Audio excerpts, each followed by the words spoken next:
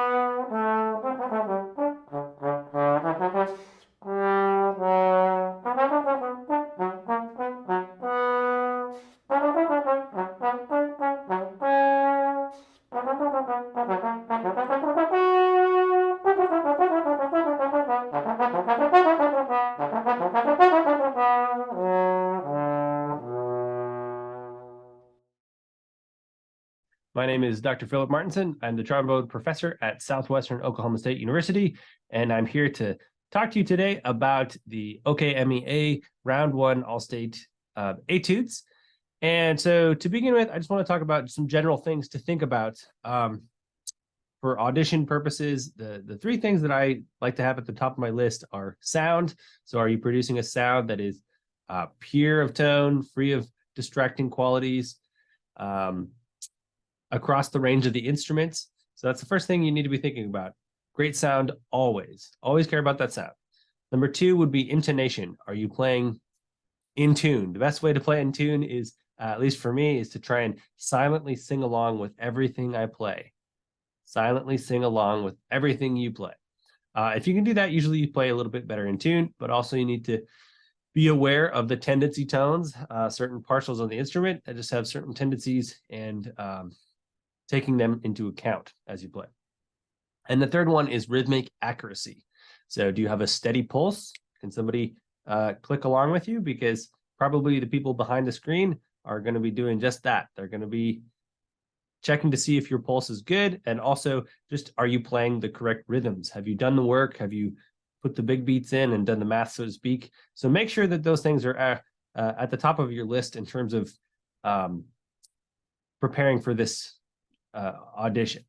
So this first video is going to be about some tips on the Boxman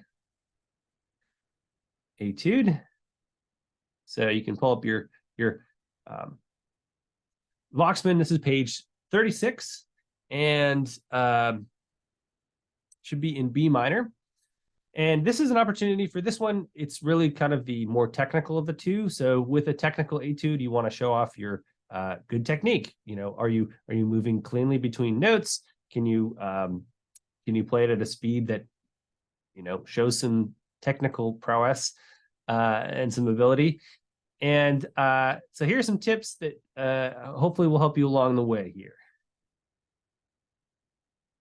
So tip number one, be brave in terms of use alternate positions.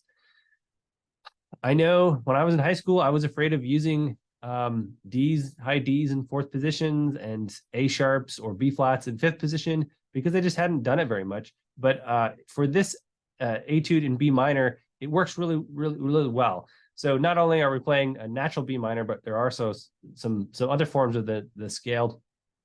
And when we have A sharps in this etude, I would encourage you to try out some of them in fifth position. I think it worked pretty well in terms of the direction of you know, that we're moving, and allows for a little bit cleaner technique if you do include that. Now, the downside of that is that it has to be in tune. So there's some exercises that you can do. Okay, so for instance, you can just play back and forth some B flats. in first position and then fifth position. So something like. And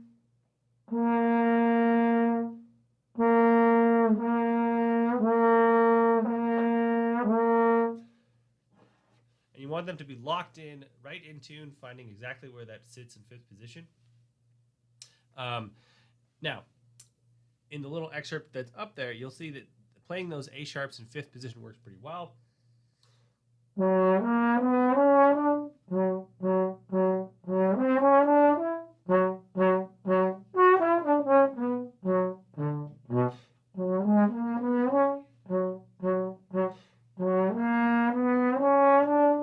So, the first time you go through it, you're going to have to go pretty slow, but I would play a decent amount of those in fifth position. Okay, and that goes also for D's in fourth position. The last lick on the bottom line is probably the toughest thing in there. And if you play your D's in fourth position, it works pretty well. But remember, that's a sixth partial D, so you have to lower it a little bit. So if you are going to play it in fourth position, make sure that you play it in a slightly lowered. And when I say slightly, it's a very small amount. We're talking about like a 1/4 inch to a 1/2 inch. Use your ear. It's a very small amount. Sometimes if I tell my students, make sure you adjust, they overdo it and it sounds worse than if they didn't do anything. So, if you play it in fourth position, just listen. But it can help with the technique and make it sound a little bit cleaner. Okay, number 2 is don't guess on the rhythms. So, there are a couple tricky rhythms in this, and just make sure you don't approximate. Talk to your teacher to be able to work through them and count through them, but make sure you understand how they work. I think a big thing that helps me is if I have trouble with rhythm is just use my fingers and count through them, right? See if I actually line up with the beat. Put your metronome on so that it dings, in this case, every 3 beats. So then you can tell like, oh, shoot, I'm messing this rhythm up. Another thing you can do is if things are complex is simplify them. We're going to talk about the excerpt up above here and how we can simplify that. And then the other aspect is just simply write in some big beats. Sometimes it's easy to, for instance, the half note in the third measure here, to kind of plow through it and whoops, go on to the next beat before we actually get through that fully. So writing in some big beats will help remind us, oh yeah, I have to count 2, 3. So let's dig into how we can simplify, for instance, this rhythm with the 32nd notes. First, I would just simply turn them into all 16th notes, because we know what 16th notes sound like. So if we were to taw the rhythm just 16th notes, it should sound like da da da da da da da da da, right? So playing that a few times, potentially da da da da da da da da da, all 16th notes, and then add in the actually rhythm da da da da da da da da da. Da da da da da da da da da da da da da da da. Okay, so tawing through rhythms is helpful. Tawing, maybe even playing through the rhythms on like a static pitch could be helpful, where you just play this one in, for instance, on like a D or an F or something like that, and then add the notes back in. So that's how I would work through a passage like that. Tip number 3: attention to articulation. So this little etude has a lot of different articulations to it, and the committee will be probably listening to see if you're paying close attention to those articulations, that you're not adding extra articulations. I feel like a lot of times trombonists add slurs where they're not actually indicated. It's really kind of easy to do that. So make sure that you are playing notes that are staccato, actually staccato. If a note has an accent, truly having the accent actually played on it. It's really easy to kind of like forget those small details, but they really do matter. Okay. Tip number 4, take your time. This is kind of the technical etude. So we want it to sound super clean. And I think the best way to do that is start super slow. So start at half speed, whatever your goal tempo is, cut it in half and start with slow repetitions from there with the metronome. And I would put the metronome on with a subdivision, either 8th note or 16th note subdivision, to kind of keep yourself honest as you're in the slow tempo, and work through and try and get like 5 to 10 repetitions on each little chunk, right? Maybe 3 or 4 bars before you bump the metronome up, maybe 5 clicks or 5 or 6 clicks. But make sure you get enough repetitions of successful repetitions before you move to the next quicker tempo, because otherwise you're going to, get frustrated. And like I said, make sure you do chunks. Don't just start from the beginning and end, over and over and over again. You're going to get frustrated and not have a very good time.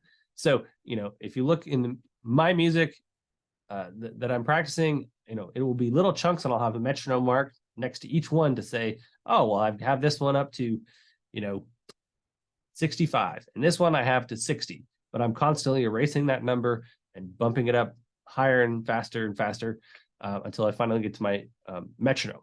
And then the last tip on here is that you have to have many repetitions once you achieve the goal tempo. A lot of us stop doing the repetitions once we get to that, whatever that goal tempo is, but that's actually where we need to do the most repetitions. So once you get to your goal tempo, don't stop there and just be like, oh, good, I'm to my tempo. No, practice that one like 10 repetitions. Okay, good. The next day, same thing, 10 repetitions. Get the repetitions in of those little chunks, and then gradually start to put those chunks together into larger sections.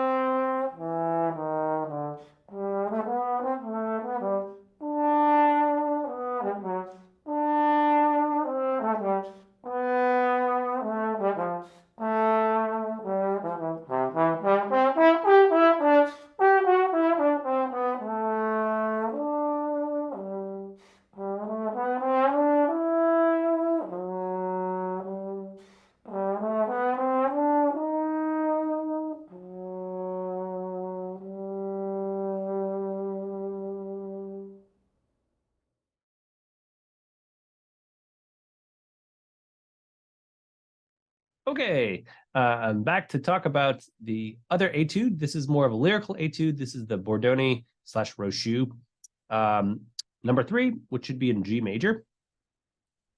And so the first tip I want to talk about is natural slur. I'm a big fan of using as many natural slurs as you possibly can when we're playing legato. When you can't use a natural slur, of course, we have to use a legato tongue, which is just a very light da da da da da. If you just say that da da da da da, you'll feel your tongue kind of very lightly tap the top of your the roof of your mouth, and that's sort of the feeling that we go for a legato tongue. It needs to be nice and smooth. However, I would really encourage you to try and use as many natural slurs as you possibly can. So natural slur is simply a slur where you don't have to articulate. And you can experiment with this, but that's essentially why we do lip slurs. You know, you're forcing yourself to not use any tongue. And I think it's the smoothest legato that we're able to create is when we do a mix of both natural slurs and legato tongue. So another thing that is really helpful in terms of to help with natural slurring, but also just smoothness, is taking tongue out entirely. So a lot of times I'll play these legato etudes, removing the tongue entirely. And then if I want to give myself an extra kind of challenge or incentive to keep the air moving, I'll add some flutter tongue to it. So let me play this opening and kind of demonstrate what's going on here.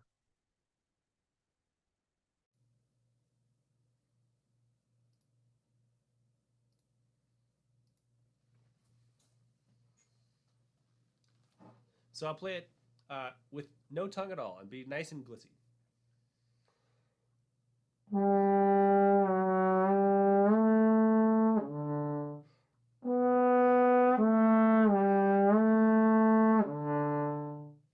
I'll do the same thing and maybe add some flutter tongue.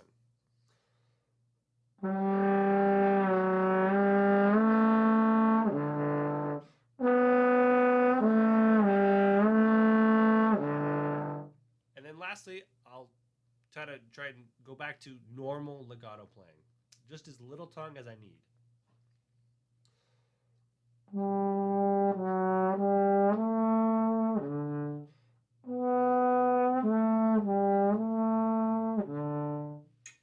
But you'll notice that my air is, I try and go for an airstream that's constant the entire time I'm playing, as opposed to a lot of times I hear these etudes, the air stopping a little bit between each note. Okay, the second tip I have for you on this one is to sound like a singer. You know, these legato etudes, I feel like that's the main goal, to try and mimic what it sounds like to just sing a song. So how do you get good at that? Well, you force yourself to sing. I'm a terrible singer, but I still force myself to sing through things because it's such a helpful tool for brass playing. So, you know, close that practice room door and just belt it out there. Just go for it. It will help you, you know, play or sing a phrase, right? And then play that same phrase. Just go back and forth several times. And eventually the singing quality will kind of blend into your playing, which is what you want. Okay. And don't be afraid, you know, you can tink it out on the piano if your pitch is not quite ingrained in your head. But singing is a great thing, or humming. If you're super afraid of singing, then just hum it. Okay, tip number 3. Make sure you play with clean legato. We don't want any extra glisses. I talked about adding glisses in the first tip, and that's fine for you know, developing the legato and the continuous airstream, but you don't want any of those little micro glisses. And I think a good way to ensure that you don't have this is have a good grip on the slide. So I always want to make sure that the slide is gripped mainly with the thumb and the index finger. That's what's truly steering this thing. And in my own grip, I kind of make a Spock or a Ninja Turtle hand, and then I have 2 fingers on top, and that's where the grip is, and then these 2 fingers just kind of sit underneath. Okay, so it almost is like, feels like some sort of string bow motion to it, but just make sure that, you know, your grip is not too rigid, and that'll help with the overall legato technique. Also think about moving the slide late. It sounds silly, but move the slide at the very last moment. And typically, if you do that, you end up with a clean slur. Sometimes we move the slide too early, and it creates some problems on its own. So if you're not happy with your legato playing, maybe think about moving the slide later at that very last moment. The last tip I want to talk about is singing, buzzing, and then playing.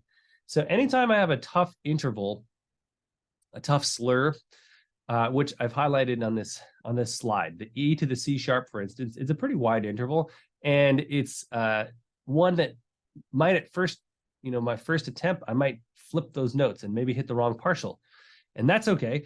But there are strategies to help with that. So anytime you have a tough interval that you keep on missing, don't just keep missing it. Maybe break it down. Maybe take it apart a little bit. So I would play it on the piano. Get it in my ear, right? Hum it a few times, and then buzz the same two notes, and then kind of gliss between those two notes a little bit, and then eventually speed that gliss up so that the change takes place a little bit quicker. So I will demonstrate here.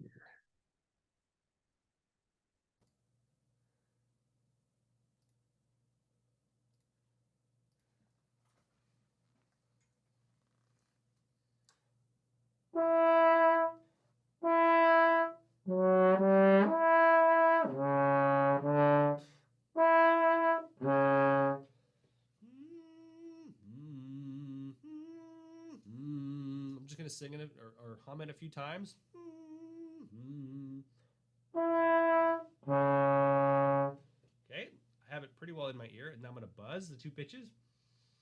Make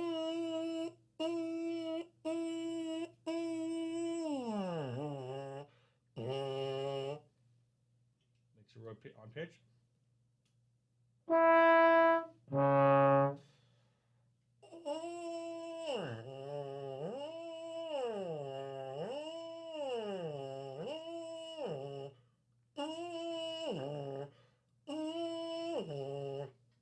Okay, and I'll put it back together.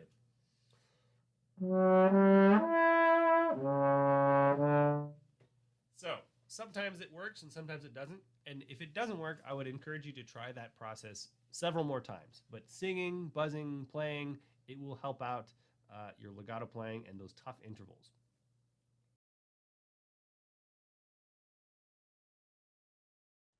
Okay, and then last thing I want to say is just some general tips. Record yourself. A lot of times we think we hear certain things that that's not necessarily the case, and a recorder is a great way to actually kind of hold yourself accountable and listen to yourself to see if you're doing those things. Are you playing with a good sound always in every register? Are you playing in time? Is your rhythm good? And are you playing in tune? Another thing that would really help you along the way is go out and ask your buddy, ask your parents, ask your siblings, hey, can I play this music for you? Can I just do a rundown? And have them pick, okay, yes, play only the first 3 lines of this one and only the last 3 lines of that one, because sometimes that might be the case. Get yourself used to potentially what you might have to go through in the actual audition. But you'll be nervous at the audition, and the more you try and get used to that nervousness and then get used to dealing with the nervousness, the better off that I think you'll do in your audition. So do that a lot. And then just remember, always have fun. Don't overdo it in terms of practice. A 4-hour marathon is not going to help you at all. So healthy increments that are spaced out throughout the day typically are better for me and most brass players. All right. Thanks for listening, and best of luck on your audition this year.